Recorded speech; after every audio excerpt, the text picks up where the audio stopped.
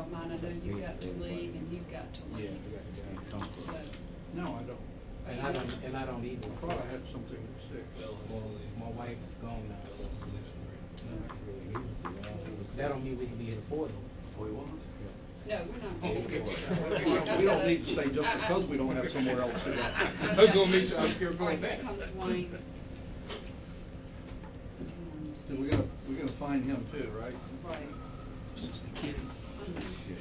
Fine for being late. I thought I was right on time. That's it, we just going time. Maybe All right, he let's- is. He ain't got enough money to pay them fines. They All right, go that's- right. that's- The first, 5 and 5. Oh, okay, well, he barely made it, so. We'll give it back to him. He made it, yeah. We were gonna confiscate your funds for. We were Was that it? Okay. All right, let's go ahead and get started and open the, April 25th board meeting for Chatham Area Transit. And I deeply appreciate you all honoring the time change so that the 3 commissioners here could help open our police precinct on Whitfield Avenue this morning. So it's greatly appreciated. Beverly, can you do our roll call, please? Yes, ma'am. Good afternoon, everybody. Ms. Stone. Present. Mr. Broker. Here? Mr. Dawson. Here. Mr. Dorrance. Here. Mr. Lakakis. Yeah. Mr. Holmes. Yeah. Mr. Megadoff. Mr. Jones. Here. And Mr. French. And, do we need a vote to excuse Mr. French or Mr., we don't know if Mr. Mingledorf is here, but to excuse Mr. French? Yeah. He's out of town. Yeah. I'll make that For motion. that, and then, for Mingledorf, he might come in. Well, let's, And Well, we won't make that at least decision go till- ahead and let's do- go ahead and do, you made the motion. I'll make the motion to- to excuse Mr. French. All right, in a second. All in favor? Aye. Thank you. You all, I need a vote to amend the agenda to add an executive session. So moved. Later down the way, please. I'll second that. Motion second, all in favor? Aye. Right. The presentations, excuse me, the minutes. Has everyone had a chance to go through the minutes? Move to approve. Second. All right, all in favor? Aye. Presentations, we're gonna go through the audit transmittal, please. Good afternoon.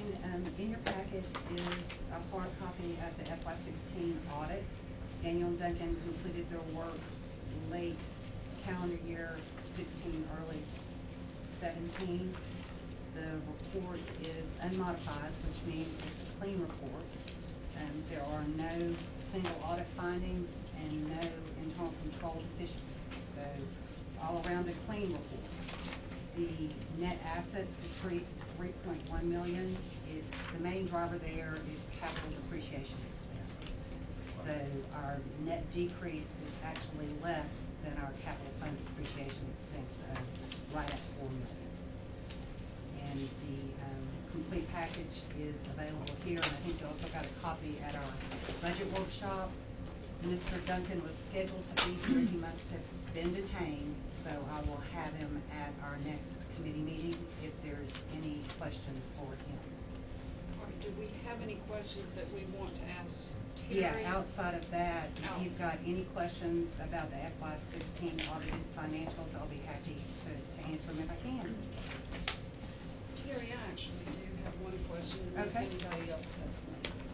Save the question. On page 7, under our operating revenue, it said other revenue increased by $179,000. This is a result of an increase in total advertising revenue. Other than, is this just for the bus? Right. The only advertising revenue contract we have is for bus advertising, and advertising did increase this past fiscal year. That's good then. All right, I have some questions, but I will hold those off until Mr. Duncan is here. Okay. And if anybody else has any I have questions, one that Terry can probably answer, and you may have already answered it, just to be clear, that reduction in the value that you said is capital depreciation. Right. Is that just because, I know that the assets are depreciating, it's just because we're not replacing them while we're No, it's actually because we don't budget or have not in the past budgeted for capital fund depreciation. It's right at 5 million, and it's expense per generally accepted accounting principles. It's budgeted for this year, but I think the older members of the board will remember the term unfunded depreciation. We used to talk about unfunded depreciation. It was basically not accounted for in the operating budget because it's recorded in the capital fund. So anytime your grant revenue is lower than this depreciation, you're going to see a net loss from the capital transactions. Last year, kind of by design, we put a pause on a lot of our capital projects, and our grant revenue did not cover this depreciation expense. Does that answer your question? Well, do you want to? I don't think I understand enough to be able to ask the question. Right question. So I'll wait for now. Terry, Yes, ma'am. under on page 12, under the assets and the liabilities, Yes, ma'am. this increase in the liabilities is now because you are recognizing this note. Is that? No, the note was always recognized. The statement of net position on page 12 gives you a snapshot as of June 30. So at June 30, these were our current liabilities. The major increases were in accounts payable, which would have been invoices and amounts due to our normal vendors that we hadn't paid at 6/30, and then also accrued salaries and withheld taxes. So the increase in liabilities is basically a nature of timing, and it consists of the Okay, I'm normal. just looking at that compared to the assets. I mean, not the total, not including the capital assets, but just the current assets. Right. Current assets to current liabilities is an indicator of financial health. And when your current liabilities are less than your current assets, it is an indicator that you're in some type of financial strain, and it's mainly due to the cash flow and the operating costs being more than our funding levels. Well, that's what I was predicting you were going to say when I looked at these, and so technically this really is not a good position to be in. It's not unusual for even a for-profits business for the current assets to be less than current liabilities. It's a sign of liquidity. If your current assets are greater than current liabilities, the theory is that if you stopped operation, you could turn your assets into cash and pay off your debt. So at 6/30 last year, had we had to do that, it would have taken the selling of our capital assets Right. to cover our current liabilities. But that's why I was asking the question. Yeah, people like to see it at 1, but a lot of people in this current environment can't quite do it. We're at 0.93 for our current ratio, which is not 1, but not awful. Are there any other questions? And I would encourage you all, if Mr. Duncan's going to be at the next meeting, is that what you said, or are you going to? Either the committee meeting or the next board meeting. To please note your questions for him. I mean, I think it's very important to understand the financial stability of this organization and to have a clear picture. So if any of you have any questions now, ask Terry. If not, let's hold them for Mr. Duncan, because I think it's important. All right, next we go into the public hearing. And I need to read this. Ladies and gentlemen, this hearing is being held in compliance with state law relative to Chatham Area Transit Authority proposed fiscal year 2017-2018 budget. Information packets showing the proposed budget are available at the front entrance. A list is being passed around, and Beverly, you pass that list around? Asking for the names and addresses of those present. The purpose of this is to document that public input was solicited for future audit purposes. We will start on the right-hand side of the room, and go row by row. If you wish to speak, Please stand up, state your name, address, and the name of the group or organization you represent, if any. We have the staff available to help pass out any written material to the board members, and we would ask that you be brief and concise in your remarks, since we have a number of people that may want to speak, and we want everyone to have an equal chance to be heard. So let's start on the right-hand side of the room. Does anyone on the first row wish to speak?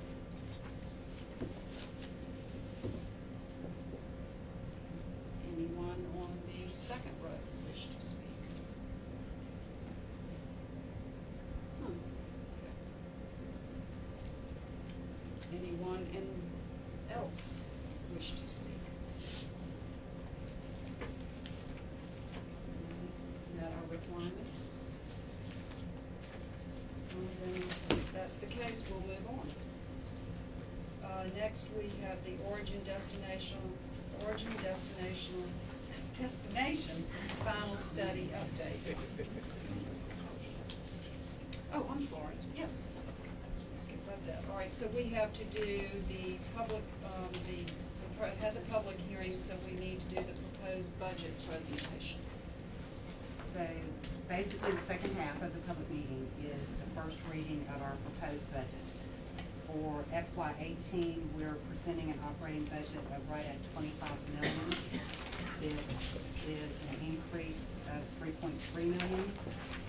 It takes into consideration our debt requirements, so we are budgeting for the $1 million January note payment in current year expected revenue. There are some unknowns at this point. Usually our health insurance premiums are the Seacrest doesn't have the final numbers on our premium costs till the end of June. Also, our fleet and property insurance quotes will come in toward the end of May. So there are estimates in place based on what we know now, but those numbers could change based on Seacrest work and their presentation to you in May and also in June.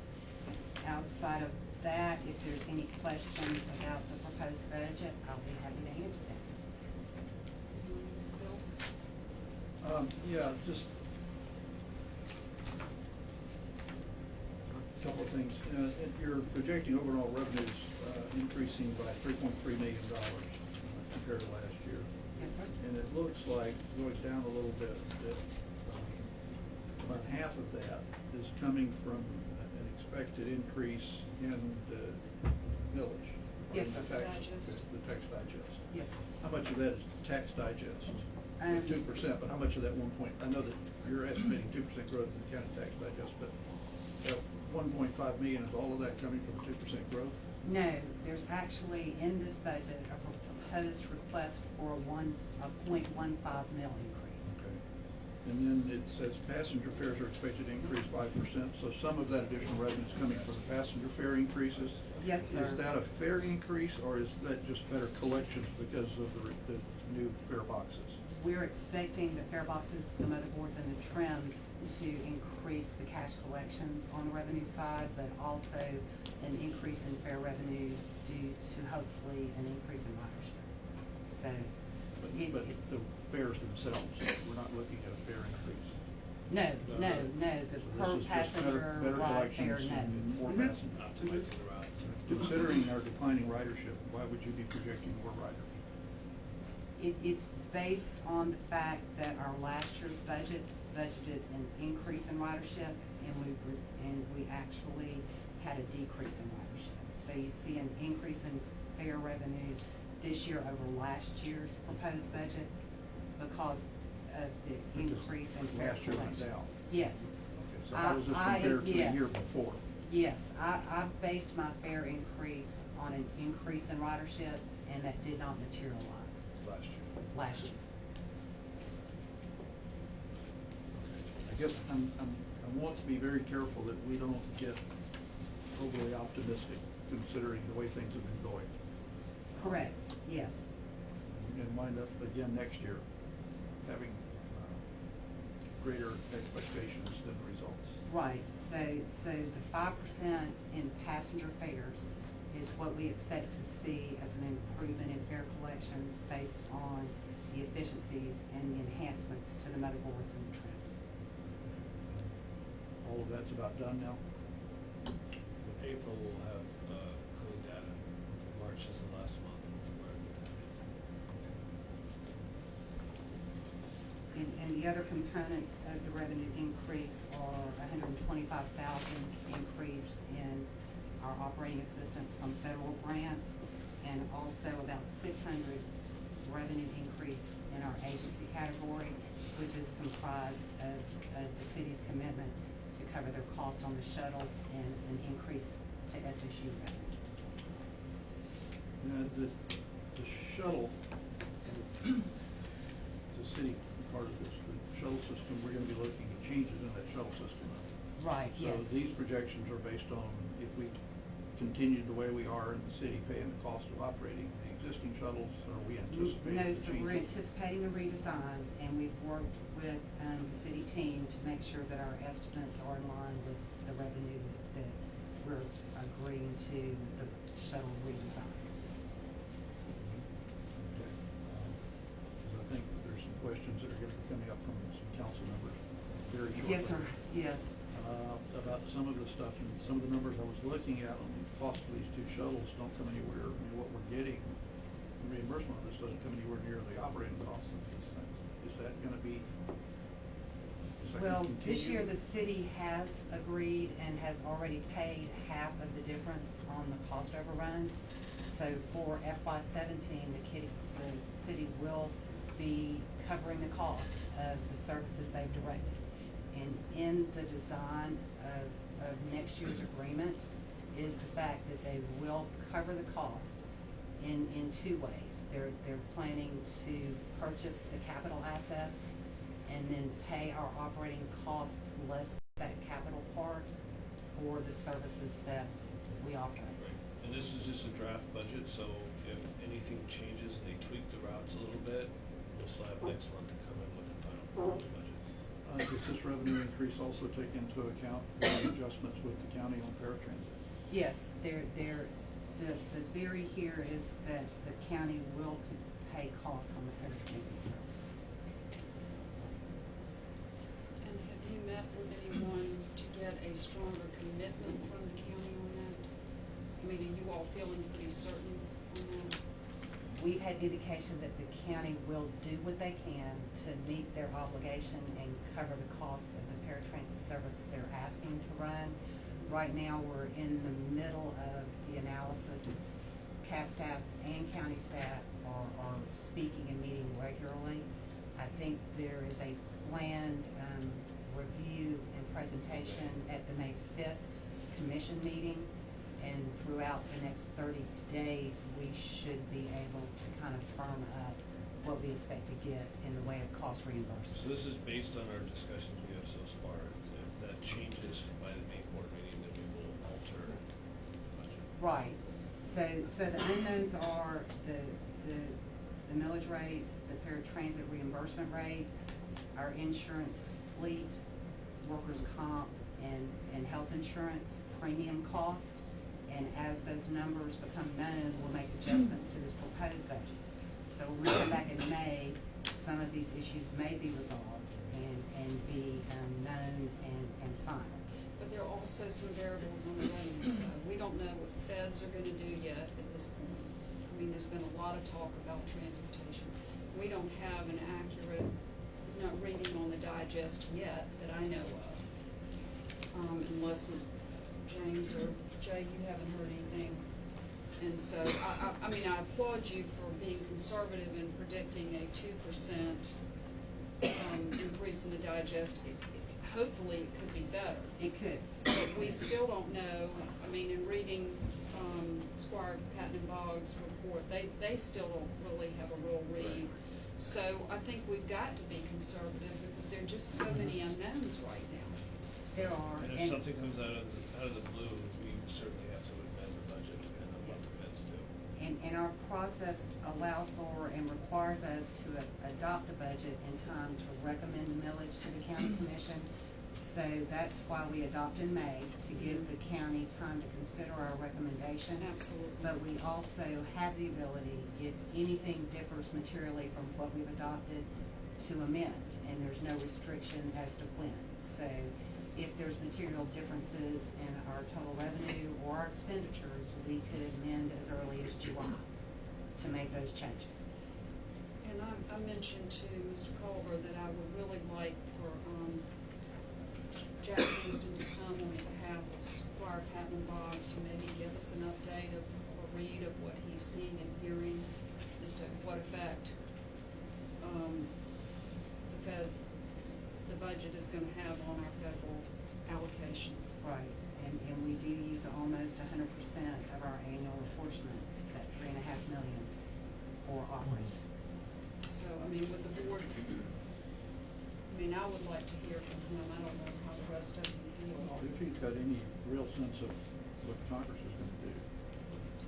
But I think within the next month or two, he might, and maybe schedule that around, and if not. Find out Friday if they're even going to do it. It's a good shit. Well, that's true. Yeah, might be a non-issue altogether. Right, but I think it's time for him to come and give us an update of what he's seeing. And I'll work with he him works for on the us. timing of that, so Right. the best time for us. But I think it's important for him to kind of give us the climate of what he's seeing up there. And, are there any other questions or comments pertaining to the budget?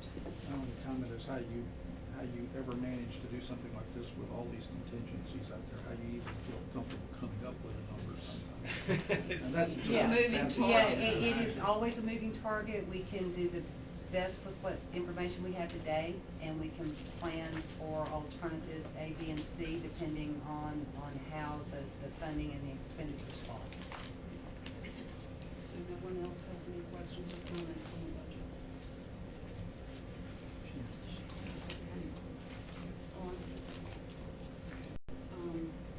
Then if no other comments are being made, then I'm going to declare this public hearing closed. No one else has any comments. Thank you. Let's go on to our origin destination study update. Okay. Good afternoon, everyone. Thank you for having us back again. We've been very busy, and as of our last presentation to you all, we've come up with the final recommendations to present to you today. So if you would here, you advance the slide. We're going to go over our project status, the things that we've accomplished since we last met, the results of the analysis, our next steps, and of course, any questions from you all that we can answer today, we'd be happy to. Next slide, please, Terry. So you've seen we've been very busy over the last couple of weeks getting all of the final recommendations pulled together. We've been meeting at least weekly, sometimes 2 or 3 times a week with your staff to make sure that all the recommendations are in keeping with the moving targets that we see with your system, as well as the changes in ridership and the changes in your community that are actively changing on a daily basis. So we have a firm set of recommendations we're going to present to you today, and we do really encourage your feedback. We'd be happy to answer any questions on those. Next slide. So a couple of general findings, things that we need to understand before we get into these route level recommendations. 2 primary questions that we started off with. Number 1, are we serving areas where we need to be? And a very simple yes and no. In some cases, you absolutely are doing everything right, but there are areas that are being provided service that maybe shouldn't be, or maybe are not the most advantageous for the system. And the next question, are we missing service in areas where potential opportunities exist? And that answer is, of course, yes, and in some cases, no, in the sense of saturation of service. There may be opportunities within your current service area where you could have greater ridership with greater frequency. And there are other areas where the data showed us that within your service area, there is no existing route alignment. So we'll go through those in detail to show you what we see based on the AirSage data as well as the demographic data that we pulled. And then some other general information that's important. Downtown Savannah, Midtown, near the hospitals, and Oglethorpe Mall area are critical destinations for your local travel. Now remember, this is AirSage data coupled with your ridership data, so 2 very different data sets. We're seeing where everyone is trying to go that owns a mobile device. but we're also seeing where people are using your system and comparing the two and saying, are there discrepancies in what we're providing based on where people are trying to go, in addition to where is everyone just trying to go. So those areas are very important when we talk about changes to your system, that we do not want to damage the ability to get to those places with the greatest frequency and from those places with the greatest frequency. Another, that shopping, employment, and residential activity surrounding the Oglethorpe Mall area generates significant trip activity, the single most significant zone in your entire study area. And much travel does occur on a regional level, and that includes jobs and shopping and services that are located on the outside perimeter of your study area, which was all of Chatham County and Richmond Hill. Now, those folks that are coming from outside of your service region and utilizing those services would not be part of our target market at this time.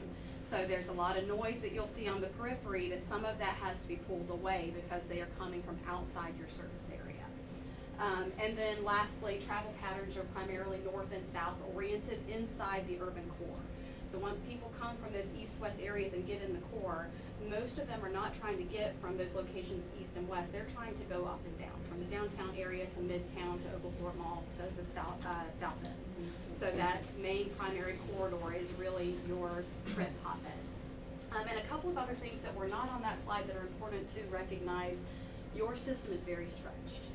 And so in looking at the operating patterns and the behavior of your transit system, you have gone to your maximum capacity given your resources. So in some areas, we were looking for opportunity to pull some of that service back to the core where you have the greatest opportunity. So you'll see some recommendations coming up where we need to recognize that your service is providing headways that are really transit-dependent headways, meaning if someone has a greater opportunity to get a more frequent service trip, maybe from a friend or their own vehicle or another means like car sharing, that's going to be a greater opportunity than an hourly service. So a lot of the system is being provided on a basis where we would call it a transit-dependent type service.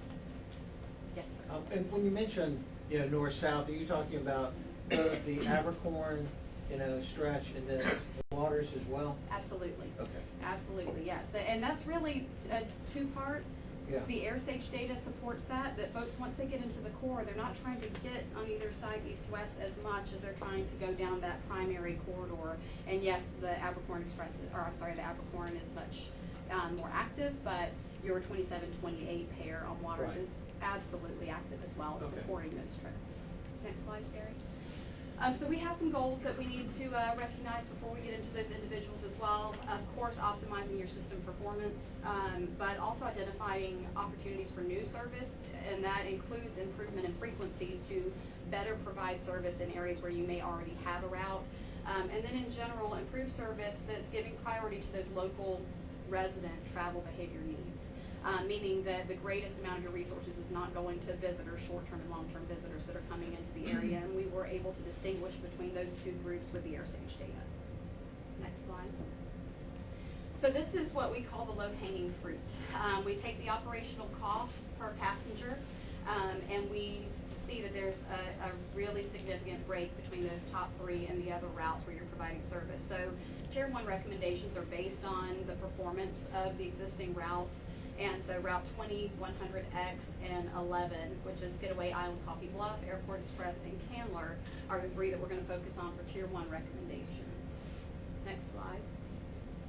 And again, here. So we'll start with Route 20. This route, when you're comparing it to something that is a shuttle-based system or express service, it's quite different. But this is your highest cost on average for a regular transit service route. And so the recommendation based on the analysis is to discontinue service on Route 20, but further analyze ridership pilot program in areas where there is potential. And it's important to recognize that this would give you a service hour reduction for your system of about 145 average weekday hours. And it would impact less than 0.5% of your ridership for your system. It's underperforming for a number of reasons. What we saw was a mismatch in what the travel behaviors were trying to accomplish and how the route provides service. But in addition to that, it's providing service in areas that have very low density, and very low transit propensity, meaning the likelihood that someone would utilize transit. Now there are a couple of areas that are primary destinations within the service area, and that would be the Oglethorpe Mall and the Walmart.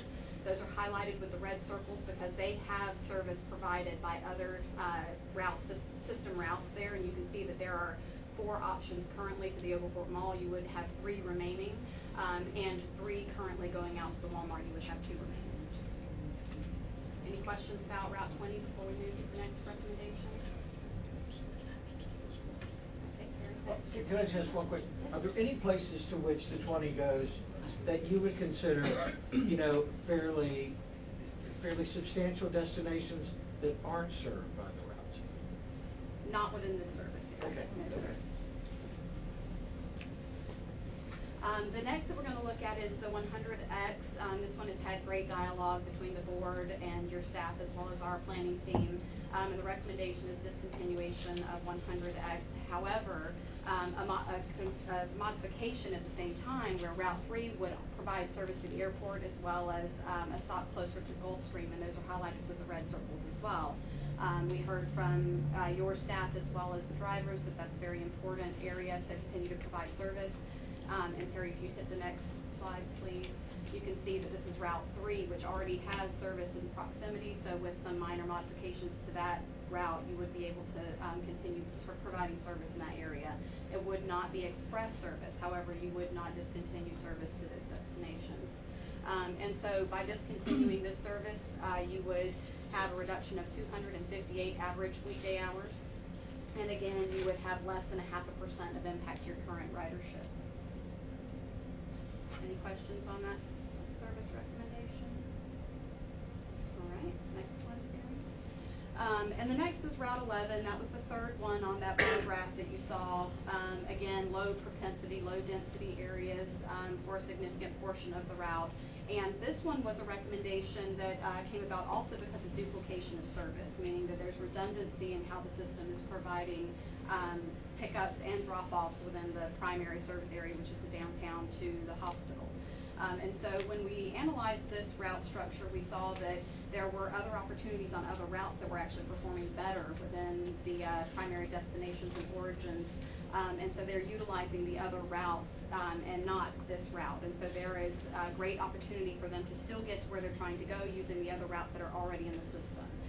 Said another way, they're only getting on 11 in a lot of cases because it came just a couple of minutes before or a couple of minutes after the other. So there'll be an easy transition in the areas that are circled in the black on the right graphic for them to just pick up another route that's going to the same area.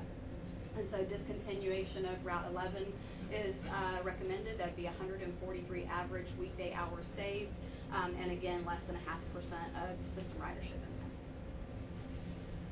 And that concludes the Tier 1 recommendations. Any questions? The first two, airport and 20, when you say 0.5% of ridership impacted, but on this one, since it's essentially duplicating other options, would it really even impact that 0.5%? I mean, are there people that are specifically wanting that bus? Because you said sometimes they're taking it just because it's there. So would it even be the 0.5%? Not necessarily. The ridership that we're basing that off of is what we have in the count. So you can't guarantee that someone will transfer to the other route, but it's very likely that yes, that could be that a small percent of those will fall away, and the others will just take the other option. I'm sorry. I've ridden the 11 in the past, and it's just a much more pleasant waiting experience to stand along Reynolds as opposed to standing along Waters or standing along Abercorn. Right. And you can see the buses coming more easily and sure. That kind of thing. I mean, I'm not saying that's what we should base things on. How much will you pay for it? Pardon me? How much will you pay for it? The deluxe route. Not that much. And that's an excellent point, that there's really easily accessible routes on both sides of Reynolds that, it's an easy walking distance to get to existing service. So even that corridor on Reynolds has walkable service within an acceptable buffer to not consider that a loss in service. Yeah. Maybe not as pleasant of a waiting experience, but that's something that maybe we could look at during the TDP to say, what are we missing here? What makes this not as pleasant? I think it's also important that, I know we're looking at this holistically, but having an automatic passenger counter, determining what stops people are actually getting on and what stops they're actually getting off of is an important component when considering all of these changes, so that we limit the 5% or 0.5% or however much it is based on those other areas. When do we have that? We do have a few APCs that we'll be utilizing across all of the routes, but we'll certainly be focused on these three to get some harder data, because our system currently just has how many people are on the bus, not specifically by stop. But APCs will generate a stop per stop count. Alright, here we go to the next. Now we'll move on to Tier 2. These are very important adjustments, but these are those that are more a holistic look at the system, meaning they're not performing as poorly as the Tier 1. However, there's opportunity for streamlining as well as cost savings and improved service to the current ridership. So we'll be looking at Route 12 Henry, Route 10 East Savannah, Route 14 Abercorn, and 31 Skidaway Sandfly. Next. Yes. Number 14, that's one of our best producers. It right? is. So you're just looking at maybe alterations to that? Correct. Okay, got it. And the largest majority of these are alterations to the existing service alignment. So Route 12, you see highlighted in the graphic, there's a big black dashed circle, and then a red line that's jotting down. Those are the important areas to focus on. We're recommending discontinuation of the segment of service on this route that's providing service to the Island Town Center and Thunderbolt as well. And rerouting of the service currently provided to Savannah State University so that they would come into the front entrance, and then you would no longer be passing through Thunderbolt. And then these modifications would reduce your cycle time, and it would also allow you to remove one bus from service. So that would be a significant cost savings while not impacting your ability to continue to provide that same frequency of service on the remainder of that route, but thereby removing that vehicle. So significant cost savings without impacts to the current ridership area.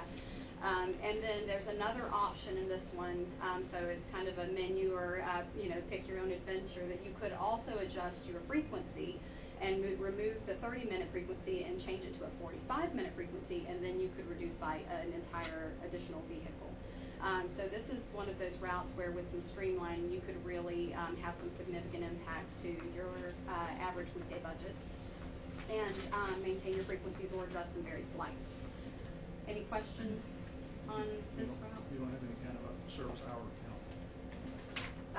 The ridership? Well, no, the reduction in... Oh, I don't, because there are two options there, but we'll have that information provided in your final report, where you have kind of your scenario A and scenario B, what those would represent. Next slide. And so this recommendation is paired with the 12 recommendation, because you can see circled in that first black circle that's kind of the center of the map, that's your town center, Island Town Center shopping area. And so the service for that area is also provided by Route 10. And ridership in that area is relatively insignificant for both 10 and 12. So if you're still providing service through Route 10, discontinuation of 12 makes a lot of sense. So you can get that cost savings while still providing that trip out to the Island Town Center. We're also recommending consideration of discontinuing the loop off on Wilmington Island. This would allow you to relax the schedule a little bit, and some minor modifications to how you route through the Island Town Center, so you could pick up the schools that were formerly provided by the Route 12 service. So very minor modifications that don't have any impacts to your revenue service hours. There would be no reduction, no gain there, but it still provides a little bit better service when you discontinue the Route 12 segment there.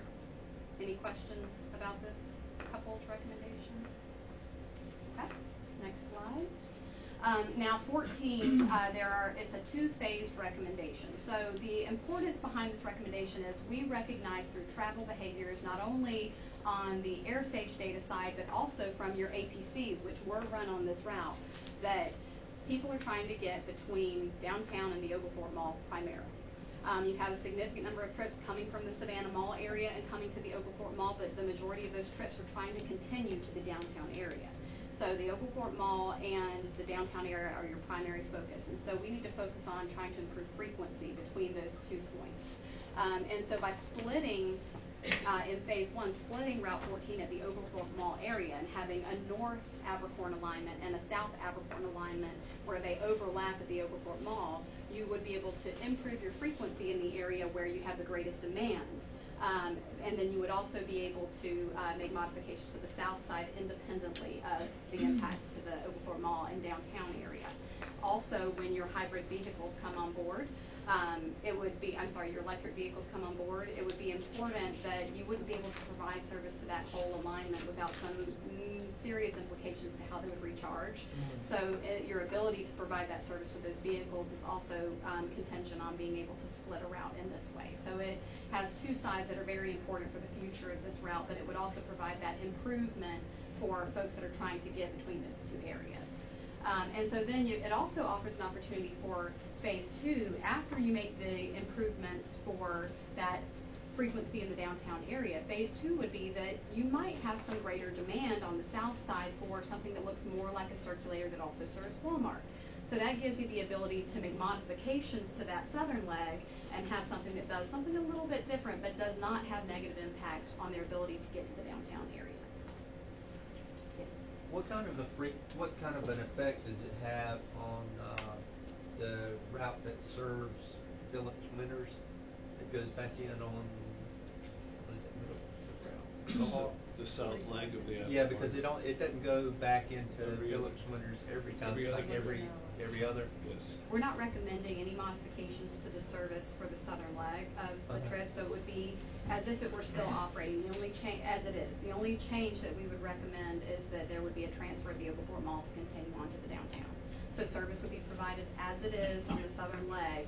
Just if you're trying to get to the downtown, there would need to be timing on that transfer so that you could quickly get to the downtown area. But you would have greater frequency on that leg, so you would have more opportunities to make that transfer as well. I was just thinking, if we're trying to encourage wheelchair ridership, and there's a significant number of folks who live at Phillips Winters that use wheelchairs, we want to make sure that nothing has an adverse impact on Absolutely, and I think that's also an excellent point for that phase two as well, that once those new vehicles come online, you'll have the ability to look at those resources and see if that's an appropriate time to modify the service in a way that maybe there's more demand that the APC and some outreach could show, and then those modifications would come online after some additional analysis. And when you looked at the northern portion of the 14, did you think in terms of, improved headways? What would the scheduling be like? It's an extension of your 15-minute headways. We did look at your existing schedule, and you have a window where you have 15-minute headways at peak, so it would be extending that window that you would provide those 15-minute headways. Oh, I see. Okay. And so a couple of important points on that. You do have demand from the east and west trying to get to the Overport Mall, but by nature of how the network is designed, that Abercorn corridor is really your backbone. And so getting folks to transfer and then improving the speed at which they can get from that transfer point to the Overport Mall improves the ability from east and west to get to that point as well. So that main thoroughfare is going to be your lifeline to get people back and forth to their point of desire as quickly as possible. And oftentimes people who are waiting for a bus that's late at the mall, they're waiting for the southern bus to get up to the mall. That's right. The traffic is really mostly there. That's so right. By having increased frequencies from the mall downtown, they'll be able to hop right on and go. Yeah. Yes. And now this recommendation is based more on the existing route's ability to provide on-time performance, on-time trips. It is just struggling to hit its time points on a daily basis because it is stretched beyond its ability to do so with traffic conditions changing, etc. So it's important to look at this one and the recommendations for streamlining it so that it can be able to hit those time points and be more dependable for the ridership. So we're recommending discontinuation of an underperforming segment based on stop-by-stop ridership information at the Sally Mood and Montgomery Crossroad loop that you see indicated by the flat dashed lines, without significant impacts to origins and destination activity. That would maintain that primary destination of the Overport Mall and have the ability to turn around and go back on its course, still maintaining the service to the Walmart and back downtown. This is one of your primary east side routes, so it's important to maintain the remainder of that leg to provide that connection to the east side. And again, this has zero increase in average weekday hours, and maintains the current frequency. It just allows you to operate more appropriately and give people a more dependable trip. Wayne, continuing service on Sally Moody, does that create another loss of handicapped passengers? You know, I don't know. I don't have a good feel for that. I knew about Phillips Winters. Yeah, and that's something that, in all these recommendations, obviously they're recommendations, but staff would need to do its due diligence and vet out things like that. Yeah. To make sure every decision we make is with the public in mind. Well, especially at a time when we're trying to move some paratransit onto the fixed route systems. Yeah. So all of that data we would go about acquiring, making sure, so. And I think if I understood you correctly, this takes a little bit of time. I mean, this is a process. It's Right. not just gonna wake up and boom, gone. I mean, Right. we have Right. several hurdles to get through before you All can Title eliminate VI. or alter a route. All Title VI. Yes, Right. yes. This brings us to Tier 3. We have quite a few in here. Some are new service recommendations, and some of them are recommendations that are coming about because there needs to be some additional data acquired. Next slide, please. And this is the primary one that I'm referencing with the lack of data. The 3B route was implemented after your last data collection on the stop level ridership data, so we don't have sufficient information to tell us where exactly along the route people are getting on and getting off. And so what we can see is the AirSage data is providing us with travel behaviors in the area that are very comparable to one another. So 3B and 29 could feasibly be coordinated and become one route. You would thereby be able to remove another vehicle from service. So if you would do some streamlining in areas where you have underperforming segments and be able to provide that service a little more quickly, both routing through this location, you could continue on the way to 29, pick up service and go back up for 3B, and that becomes one route. So this is another efficiency opportunity that we just didn't have sufficient data to be able to make definitive recommendations, but one that we think you all should very closely study and consider as you get that APC data available. Any questions on that one? Next one, Terry. Thank you. This is a new service recommendation, and the recommendation is for further analysis. What we can tell you about this west area of the study area is that there's travel behaviors that are indicative of desires to get from point A to point B, and we know that it's outside of the current route structure. So we believe that there should be some further analysis to determine whether or not those are appropriate targets for transit service and whether or not it could be provided within your current service area. And so we do recommend that moving towards your transit development plan update, this area be cited as an area that needs some focused analysis to determine whether or not there's an interest and a desire to utilize transit both from your side as well as from the public side. The next would be the same analysis for the south side circulator, and this is building on that 14 split recommendation where you have that southern leg that there appears to be some great opportunity given the AirSage travel behaviors to improve the trip between the Savannah Mall area, i.e. the university and the apartment complexes, to get to the Walmart. And in doing that split, it gives you an opportunity to enhance potentially through further analysis, determine whether or not an enhanced South 14 should be implemented. We just don't have the data to be able to support that at this time, and this should be a phased implementation where 14 would be split, and then you would determine whether or not there was still need in the area.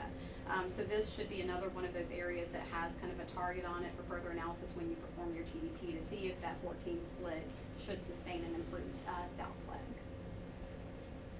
This is a summary of all the recommendations so you can see your full system and those that had no recommended changes and those that had recommendations by tier, and the savings in the far right corner.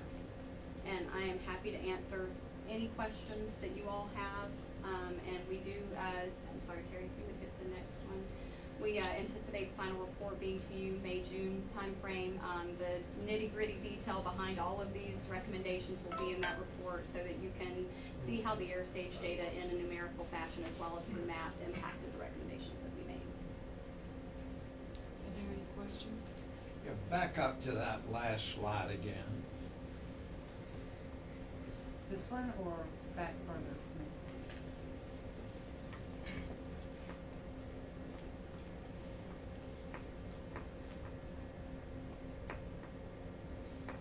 That's, I just wanted to see, I didn't get down, I was, looking, at each section. Okay, that's good, thank you. Tier 1, you got 20, 30, 20, 100X, and 11. You had recommendations for, I guess, 3 would take up some of the slack on 100X. That's correct. 11, you had recommendations, some of the slack took them about something else. Correct. All right, but 20, you had no recommendation picking up, so we're just dropping the route completely for a recommendation? And that, in Route 20, that's why we showed the graphic that showed those kind of bubbles throughout the map. The largest area that you did have active ridership is already covered by another route. And so you wouldn't need to implement anything per se to accommodate the trips that are already being provided. So that one was really a duplication of service area, where if you eliminated it, you have relatively low impacts, if any, on the current ridership. Does that answer your question? Any other questions? Thank you. Very helpful, and I sort of wish we'd done this a while back, given us a clear-cut picture of what we're really looking at and what we need to do and where the riders need to go. It's never too late. Well, I know that, but I mean, Better now than 5 years from now saying, I wish we had done this. It'd be nice if it was 5 years ago. I couldn't agree with you more, but it's just one of those things that you go, gosh, I wish we had this data available sooner, and we could have been looking at this a while back. Okay, next, we have our action items. And the planning software. Yes, ma'am. Okay, so the planning software, basically, the FTA requires us to have a transit development plan, and the last time we had done one, we had contracted those services out to a vendor, and it cost a lot of money to do. But at the time, CAD staff did not have the tools required to do it ourselves. What we are proposing is that we do the transit development plan ourselves with the purchase of this software, which will give us the tools to be able to do it. There's a tremendous cost savings, and it also gives us the ability to have a little more control of the process. So the total cost is $30,000, which includes a one-time setup fee and an annual license. It does have unlimited users, which not all companies do, but this one does. Unlimited data storage, and then the customer support. Obviously, it's from a company called Remix Software. This is a sole source provider. Nobody else can duplicate what they do. Yes, sir.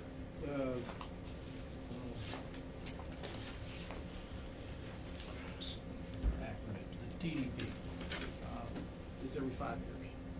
Yes, sir. What did that cost last time? What, or do we have an estimate of what it would cost? $140,000. So with For this software, we'll be paying $25.5 a year. 1 year. This says an annual license. It's just annual license fee. Right, so I think the plan is to use it for 1 year. It does not have to be renewed. Doesn't have to be renewed. Okay, so we don't need this all 5 years No. that we're No. putting this plan. we use it for the TDP. Now, with the TDP, they're with us during the 5 years, or when we pay that 140, are they doing this on an annual basis, or is it The it's a one-time stuff? $140,000 was the cost to Cutter out of Florida, who did our most recent TDP. Okay. Which runs through this next fiscal year. So over the next fiscal year, we will do the work to develop and vet through the board and the public and other businesses our next 5-year plan. Right. So this next fiscal year, we either do it ourselves or we contract out, but we need to do it this next fiscal year. So in this 1 year, for $30,000, we can do it. We would have the can tools pay to do it somebody ourselves. $140. Yes, sir. And our staffing is actually different now than it was 5 years ago.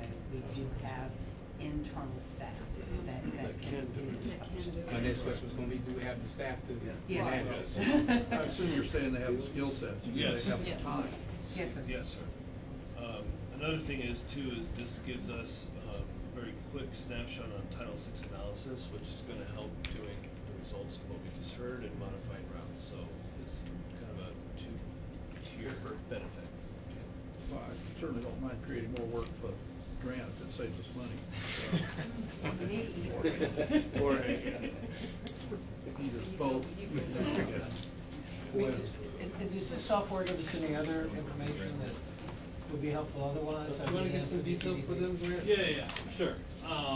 So obviously with the origin destination study recommendations and then with a budget where we might have to make some tweaks to our service, this kind of takes it to the next level. We can import all of our schedules and our routes into this software instantly. We've already tried it out.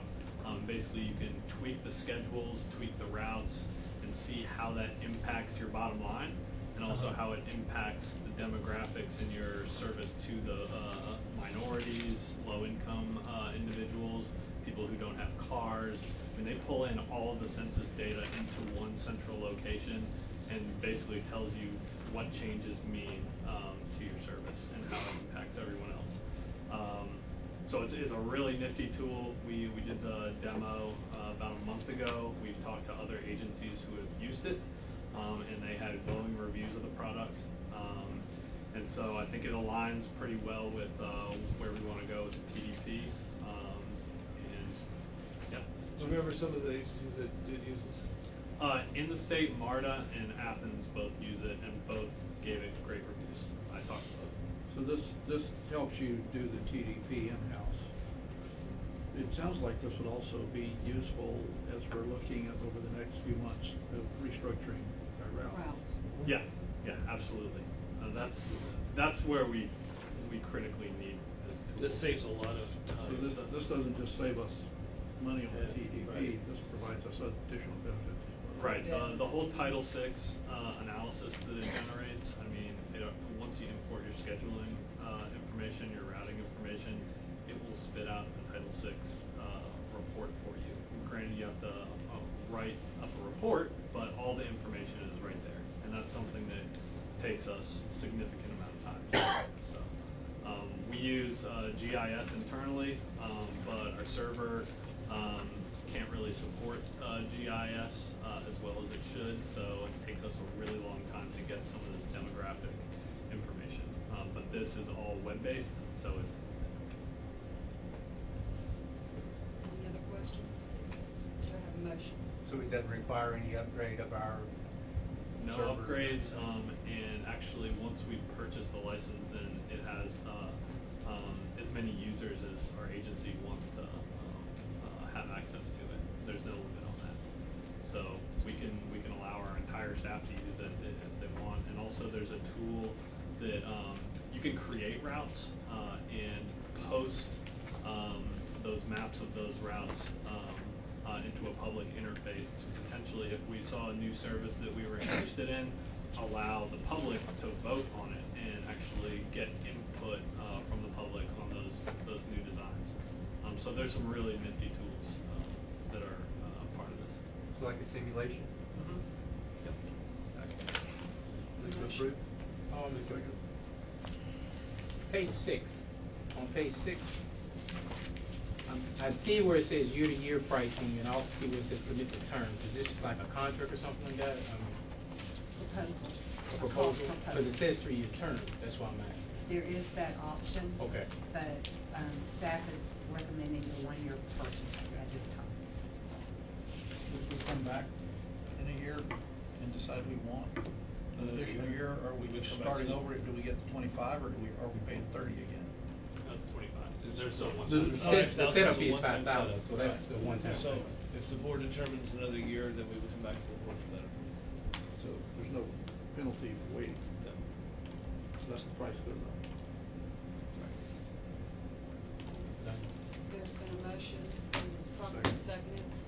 All in favor? Aye. Any opposed? All right, now we go on to the paratransit consulting services. Thank you Madam Chair. So the paratransit consulting services, as the board is aware, the FTA mandates that complimentary paratransit service is provided within 3/4 mile of our CAT route, fixed route service. And state legislation allows that Chatham County fund transportation services through a combination of a special district property tax and optional allocations of M&L funding. As the funding agent, Chatham County has directed CAT to provide paratransit service countywide in excess of the FTA requirement, and the county reimburses CAT for the cost of the service by paying a per service hour fee on a monthly basis. As paratransit costs continue to rise every year, CAT and the county are looking at innovative ways to manage that cost. And one of those ways was looking at this TransPro consulting firm, who has a track record of not only saving agencies money with the paratransit cost, but also increasing customer satisfaction at the same time. In fact, at a presentation, County Manager Lee Smith was impressed with this and actually offered to pay for it. So. Well, I think He offered to pay half of it. Yes. right, but we proffered the idea of the county paying all of it. And so I think maybe that's something that we will have to follow up on, but I think that it would be very advantageous to the county. So I'm hoping that the county will go ahead and pay for all of it. And James and Jay, we're gonna need your help on that. But I think in the long run, it will benefit the county because there will be some savings recognized if it goes according to the presentation. So, The delivery on this, the fourth objective, the longest one out is 16 weeks from the beginning of the contract. And they would be, if approved, they would look to start next week, because they know the need is urgent. and it is urgent. So we need to recognize any savings that we can prepare to. And just point of conversation, because the county said half, I heard.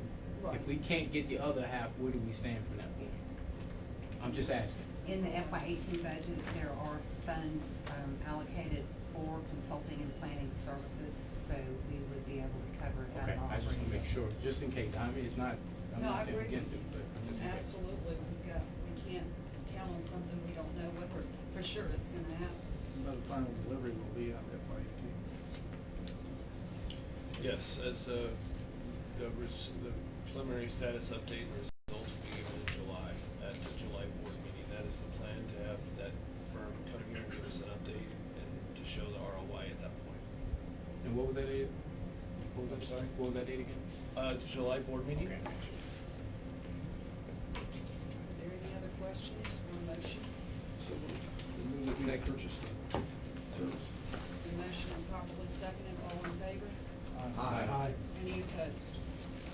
Okay, then you're up, Mr. Executive Director. Madam Chair. So the executive director's report is in your packets. I do want to note there's an error on the paratransit at preventable accidents. It says 0 year-over-year average, and it should be 0.22. But our overall accidents, if you look at FY17 average for both fixed route and paratransit, and I pointed this out last month, is continuing to do remarkably well year-over-year, which is great to our bottom line.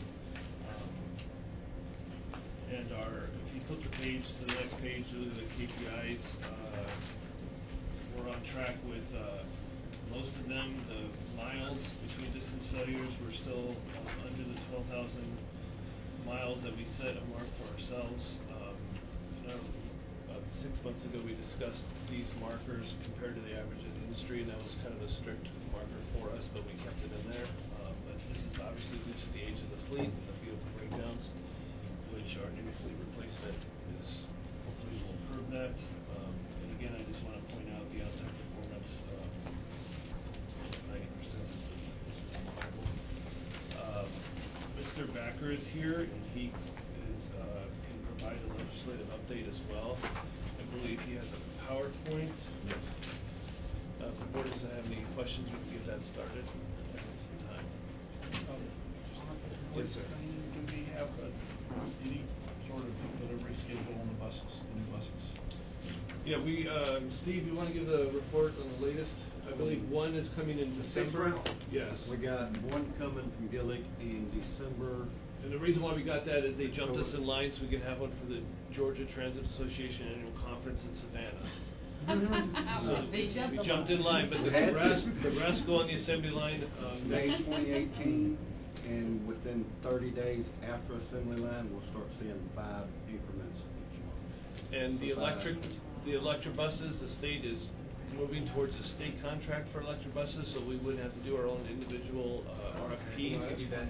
And so they're about 2 weeks away from. We're 2 weeks away from awarding the paratransit side, light side. They're re-looking at the electric buses and the fixed route buses on the diesel side, but within another 30 days, we should award that. Myself and Grant is on that evaluation committee, so Make sure we'll it have reads how we firsthand need it to read. knowledge of what's going on And there. then by ordering off the state contract, it saves us a lot of time. Saves us a lot of time, a lot of money. Because it's already been vetted out. And has the state chosen a provider? On the paratransit side, for the we're electric? doing that over the next 2 weeks. The electric. Within the next 30 days. We're re-looking at it. They're looking at BYD and Proterra right now. They're the only two that's in the running. There was a couple submissions that they didn't do correctly, so they're redoing it now. So in the next 30 days, we will award somebody on that side. Okay. Thank you. We have a PowerPoint, or very rarely use PowerPoints, and the reason is that sometimes they don't work, like this one, so I'll be rather brief.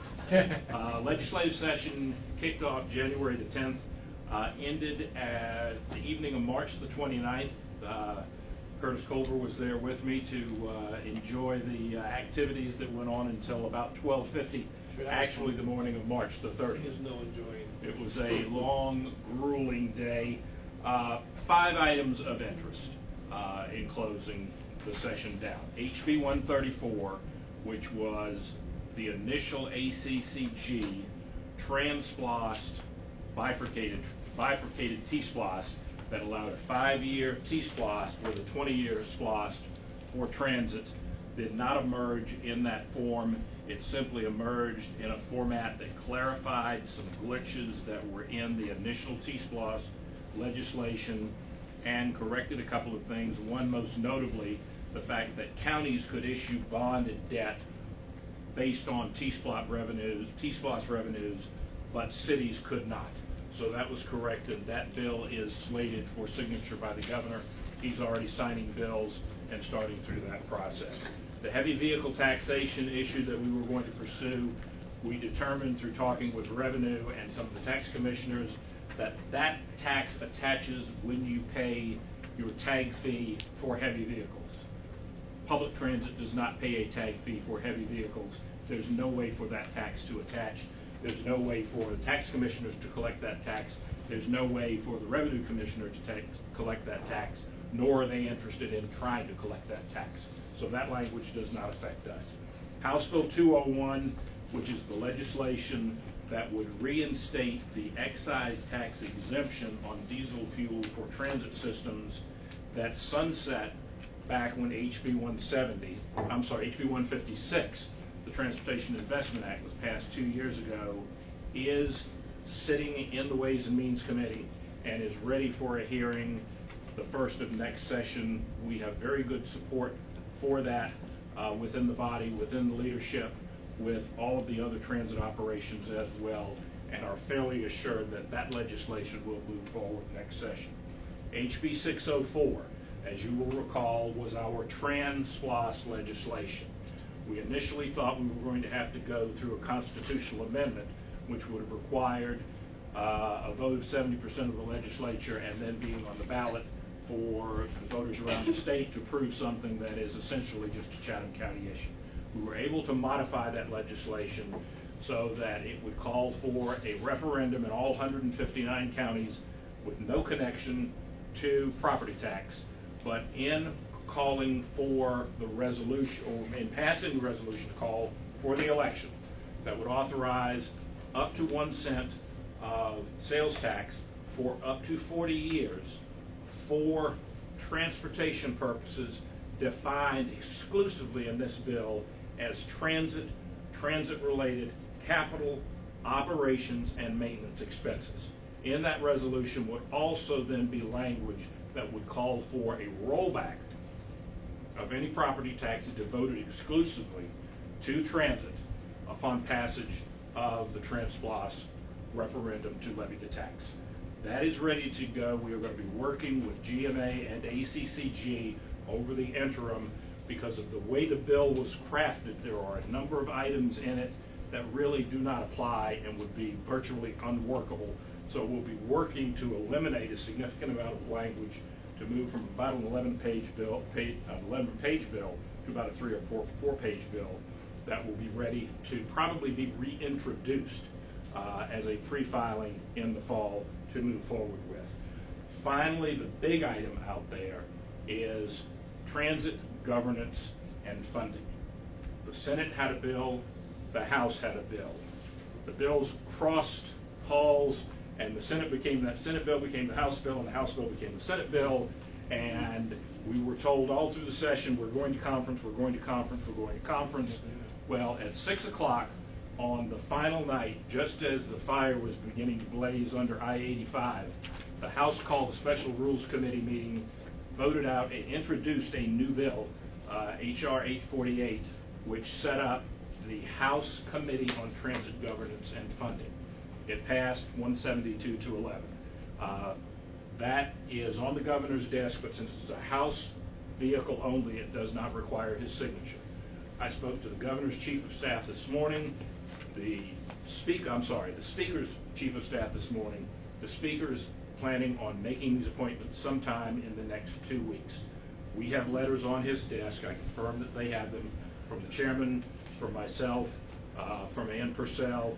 Curtis and I, while we were in Atlanta last week, took time to meet with the DOT commissioner and several of the other, the commissioner himself and several of the other board members to express our interest in being included on this.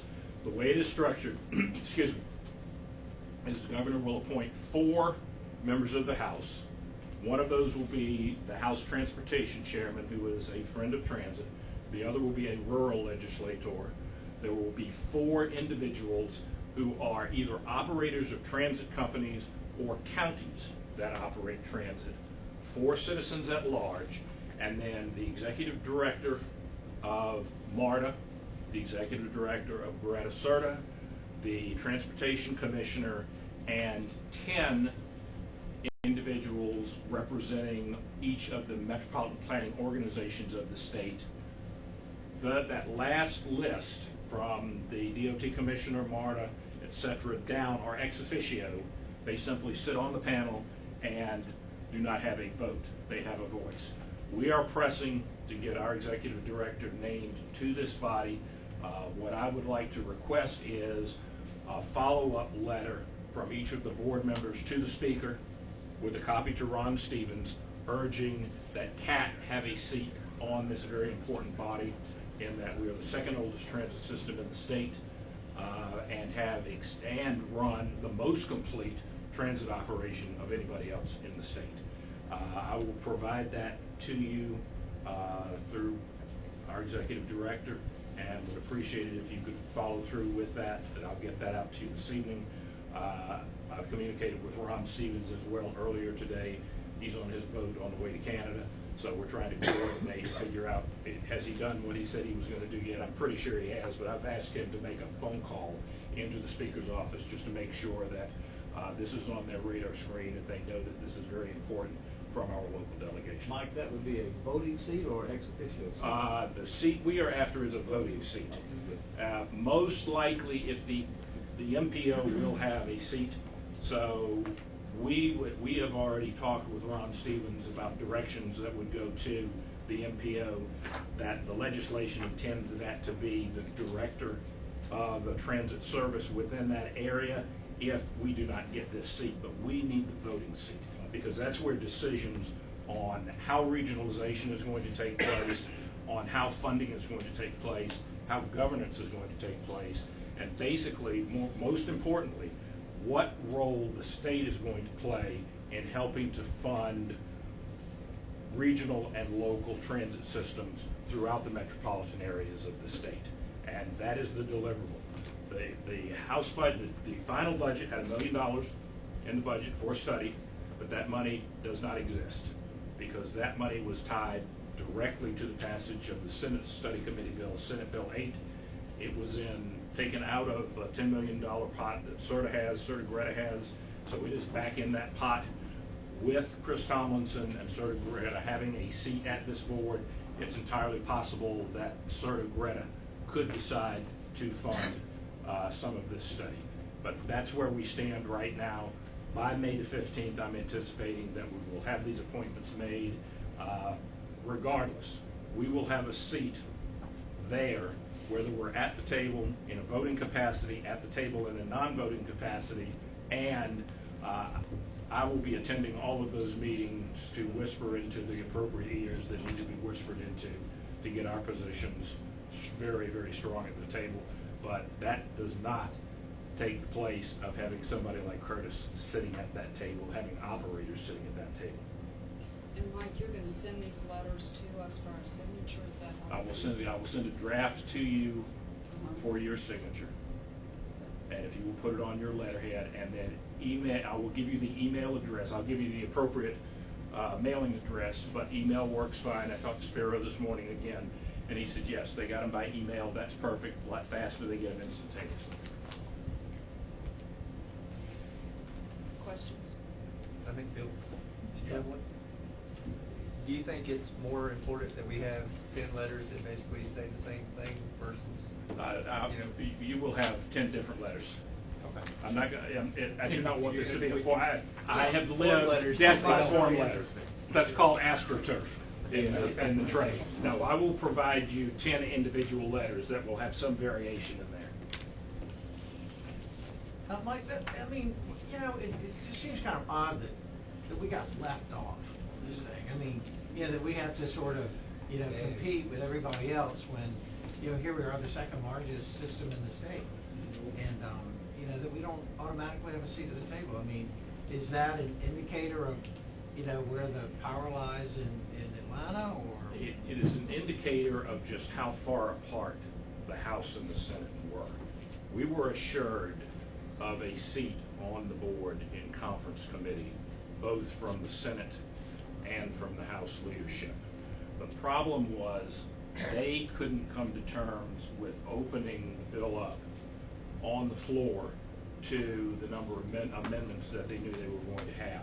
As a case in point, the Senate bill, in its original version, contained representation from Fulton County, Cobb County, DeKalb County, Gwinnett County, Clayton County. Okay, that makes sense. Those are basically your MARTA counties.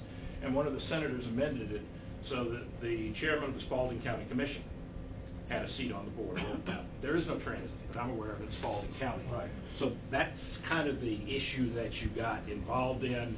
This was also caught up in some other conflict dealing with other non-related bills. And at the end of the day, the speaker just threw the gauntlet down and said, we're going to run our own bill, we're going to do our own thing. Mm-hmm. Because this was the sixth priority of the Senate. It never made it to the floor. And it never made it to the floor. Are there any other questions for Mr. Backward? And I thank you for looking at that PowerPoint. We appreciate you providing. Yeah. We'll get by email, I trust. I will send you a copy of it. How about that? Well, I'd like to thank you for not showing slides that you then read to us. Yes. You had to remember all that stuff. Okay, does that conclude your executive director's report, sir? All right, then we'll move on to our unit updates, and this is information only. So March 2017 ridership, as you can see, passengers per hour on our core routes, we were down 6.1%. Curtis mentioned earlier that March will be our last month of unclean data. Now that the motherboards and trims have been installed on our vehicles, we should see cleaner data and a better picture of how we're doing in April. non-core routes, we actually increased 0.6%. And that's mostly due to the APCs that we're now using on the dot. We've noticed a significant variance between the fare box data and the APCs, and we have every reason to believe that the APCs are actually more accurate.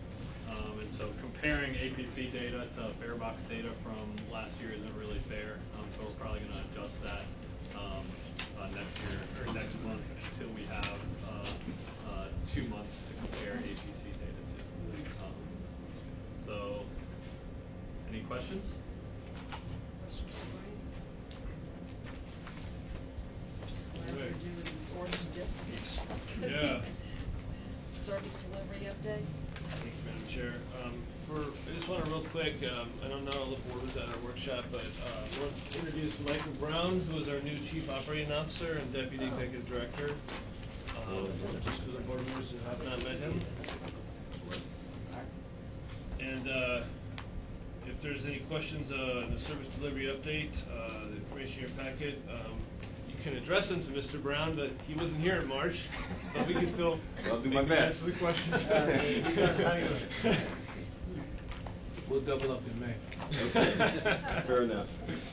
Is there anything you feel like you need to point out? Yes, I would like Mr. Jimmy Gumby to stand up, please. I know for some period of time we've not had access to our City Hall landing dock.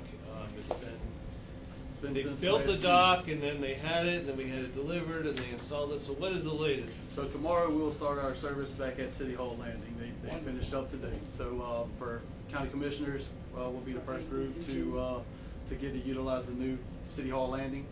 And Oh yeah, put us out there first. That's right. That's right. So it's been down since last June, but we'll start our service tomorrow at 7 o'clock and do our normal route with all 3 landings. So you should see our ridership go back to what it has been in the past compared to just being able to service our Waveland Girl Landing. So you are starting tomorrow morning? Yes, sir. What time? 7? 7 a.m. I guess we won't see you first. All right, systems development update. Thank you, Madam Chair. System development update is included in your packet. We have staff here to answer any questions you may have. Any questions?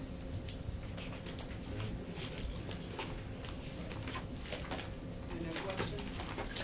All right, then we're going to move to the financial update. Thank you, Madam Chair. Terry? So the financial update and the financial reports for the month and year-to-date are in your package. Of note is this month we billed and received the catch-up payments from the City of Savannah on their shuttle service and other agency-directed services. So we had a very good month based on that 309 hitting our bottom line. Without that, we still would have been on budget for the month. And year-to-date, we are slightly above budget. The projection shows us to end the year at a bottom line of about $262,000. So it was a big change to have that cost covered for the services we run, makes a material difference very quickly to CAT's financial position. Good. And I will answer any questions anyone may have. I would just like to suggest that the minute we went to the city manager and explained to him the shortfall and the shuttle costs, he took care of it like that. And I'd like to suggest that as a challenge to the county on paratransit. I would like to do that too. I'm gonna let you answer that. I would like to do that too, but we deeply appreciate that, and we are working on it. The 3 of us really are. We have expressed our concerns to the county manager. I think it's going to be a process of him evaluating everything, and Terry is continuously meeting with Amy Davis, who's our financial director. And I feel assured that the 3 of us are not going to let this fall through the cracks. And I do want to say more seriously that the city manager, considering the tight budget that the city's operating on this year, was I thought was great in stepping up and saying we're going to take care of this. And the offer almost immediately to help with the dock system, the shuttle system, by dealing with it from a capital point of view, since we don't have Right. revenue to do operational funding so much, but we do have Capital. other money that we can use Sure. to generate more vehicles. It was a great collaboration. I Working think. together. Well, it's working together, and I would be remiss if I didn't thank this staff. Curtis has been looking at cost-cutting measures for the organization as well, and I know moving some operations in-house, and we are making an effort to tighten our belts and do what we need to do, and I think it's great that we're all working in conjunction with one another to try to keep this organization viable and afloat, and we've had some tough things thrown at us, and so it's been a very good thing to see everybody work together. Okay. Yeah, unless there's any other Are questions. there any other questions for Terry before I take a motion that we go into an executive session? So moved. For purposes Second. of. For the purposes of- Purpose of discussing potential litigation. Correct. Do I need to go? No. Good, Rick?